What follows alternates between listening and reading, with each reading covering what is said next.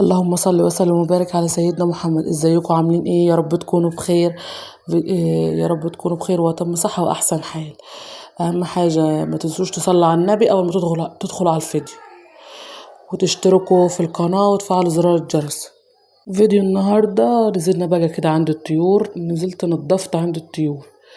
زي ما انتم شايفين الدنيا حرفيا تضرب تقلب عند الطيور كده. تمام. ببتدي كده أكنس كويس بالمجشة اللي هي بتاع المجشة البلح دي. بنضف تنظيفة عميقة اهو.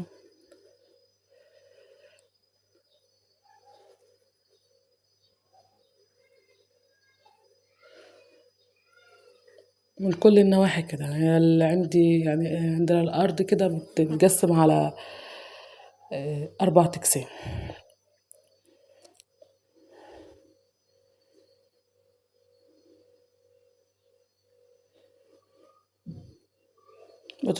ما تنسوش تصلوا على النبي يا حبايبي، وتشتركوا في القناة، ولو عجبكم الفيديو تدوسوا لايك وتشجعونا بقى بالله عليكم. اهو هنا بفضل ألم كده أعزكم الله الزبالة كلها. الدنيا حرفيا كانت تضرب تقلب، بس بقى نضفنا تنظيفة عميقة.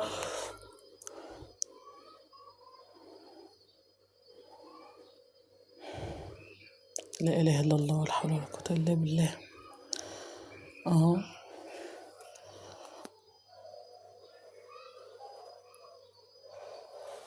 انا ما بسيبهاش كده، بس هي يعني المرة دي بقى اتأخرت على ما نضفتها. هنا نضفت القسمين الاولانيين زي ما قلت لكم. لميت اعزكم الله الزبالة في جنب واحد، وهنا بقى جيت الجنب التاني.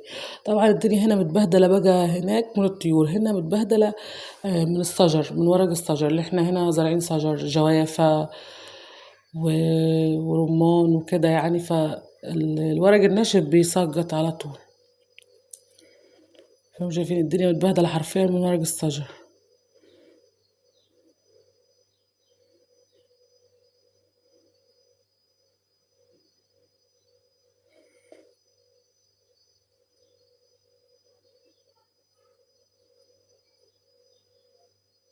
بفضل كده أكنس بقى بالمجشة بتاعتي لغاية ما الدنيا تنضف تمام.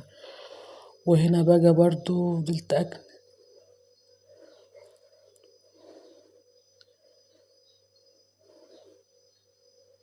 فيديو النهاردة كده يعني بسيط. أتمنى تدوسوا لايك لو عجبكم الفيديو.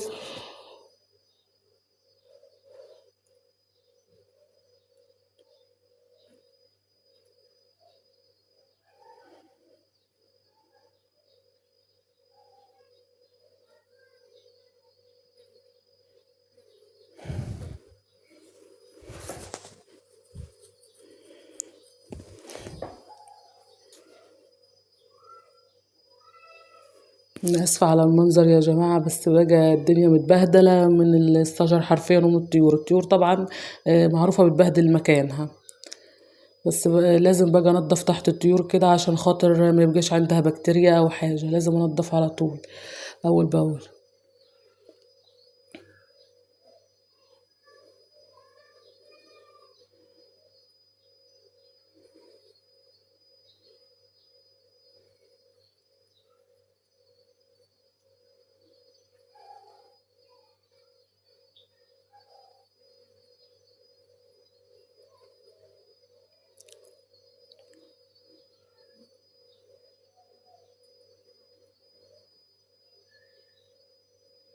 بقى ما اعملكم الفيديو ده واشجعكم معايا، لو انتم مكسلين بقى تتشجعوا.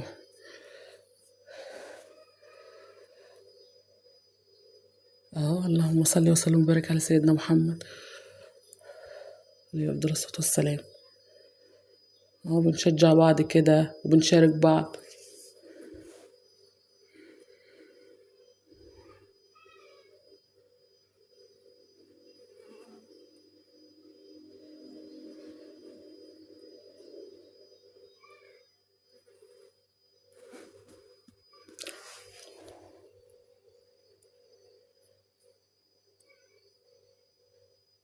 طبعا هنا بقى بلم الزبالة في شكارة عندي، أعزكم الله. وابتدي ألمها كده كويس بقى. الدنيا كانت متبهدلة حرفيا، دلوقتي ما شاء الله بقت بتلمع يعني.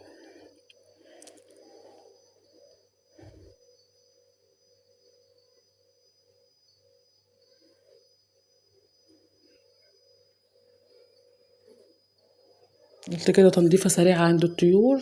هنا بعد ما لميت الزبالة، فهنا بقى التراب ده اللي قاعد معايا بفرشه في الأرض، لأن الأرض دي عادي يعني احنا بنزرعها بس مزروع، فالتراب ده عادي بيقعد في الأرض. اهو هنا في زي نظام فحرة كده فبردمها.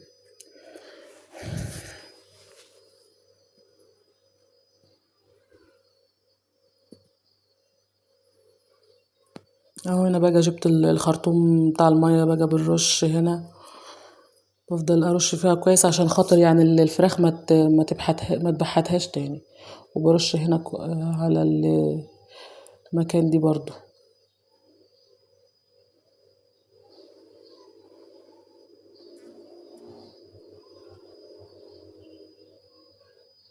نفضل نرش كده لحد ما تهبط معانا يعني.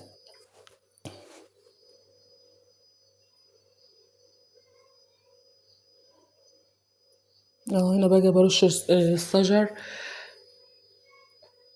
اهو ما شاء الله الشجر بقى الرش بتاعي يعني ده بيبقى مهم. هنرش الشجر وهنسقيه. ما شاء الله شايفين يا جماعة الشجرة دي شجرة برتقال، هي مطلعة اهي. هو مش باين في الكاميرا بس هي ابتدت تطلع يعني. اللهم بارك.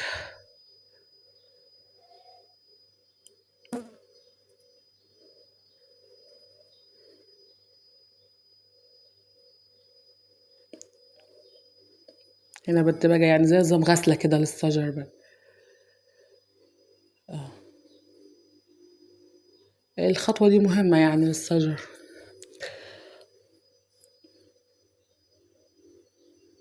بتحس كده ان الشجر بتاعك بيجي منتعش كده.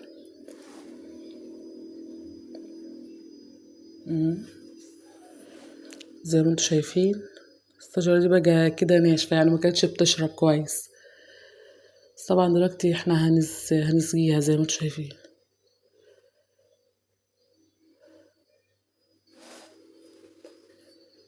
انا بقى انا ما رشيتش معاكم الشجر كله عشان ما حبيتش اطول عليكم الفيديو.